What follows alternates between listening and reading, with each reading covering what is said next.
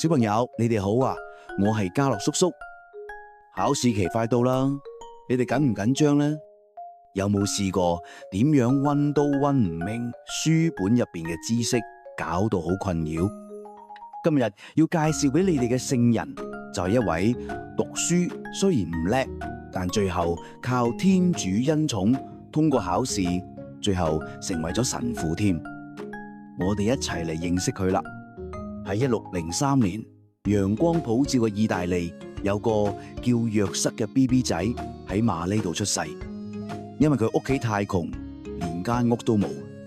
細個嘅時候，若瑟成日發白日夢，呆地，成日口開開咁。要佢返學對佢嚟講太難啦。出去打工，佢又成日跌爛啲碗碟。不過佢心入邊仲係好渴望可以喺修院度服侍天主。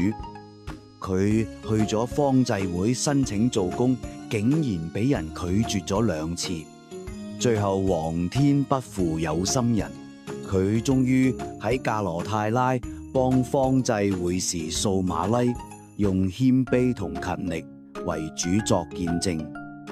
若瑟好想加入修院，雖然學業唔好，但天主俾佢特別嘅恩寵。佢去考執事試嗰陣，主教抽到佢唯一識背嘅聖經句子：果生養你嘅胎福係有福㗎。佢答得好完美。至於神父考試，佢更加直接過關，唔使考添。1628年領受司鐸聖牒之後，佢生活開始充滿祈禱嘅力量。無論係羊仔、聖像或者彌撒，都可以令佢進入神魂超拔，仲會升空，喺狂喜中漂浮到好高，眼望住天堂。佢喺格羅泰拉升空咗超過70次。有一次，方濟會士哋想抬起11米高嘅十字架，10個男士都抬唔到。若瑟竟然升到好高，輕輕鬆鬆就舉起咗，仲完美安置好。好多人蜂擁而至，上級唯有將佢收埋，唔俾佢公開主持彌撒。足足成35年咁耐，但係奇蹟仲係冇停過。佢可以好似聖方濟各咁同動物傾偈，醫好病人，仲會飛去親吻聖嬰耶穌聖像。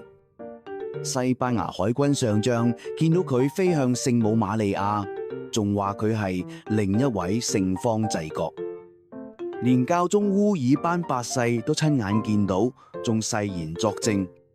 不過偏偏有啲人唔信天主會喺佢身上行奇蹟，佢哋拉佢去宗教裁判所，話佢耍花樣。最後裁判所查完，發現完全冇問題，但啲人仲係唔信，將佢調去亞西西奧西莫，好似坐監咁嚴格隱居。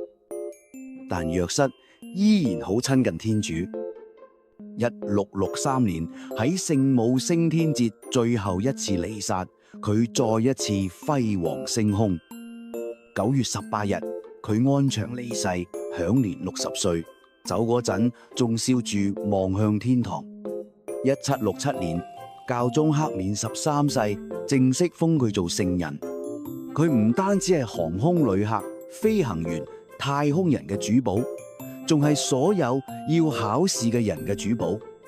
除咗因為佢生前識升空之外，天主仲一路幫佢喺讀書方面過關斬將。小朋友，你哋考試前記得向聖若瑟祈禱，請幫我專心信靠天主。考試嗰陣，如果覺得好驚，就念一篇天主經啦。祝你哋考試成功，下次再見，拜拜。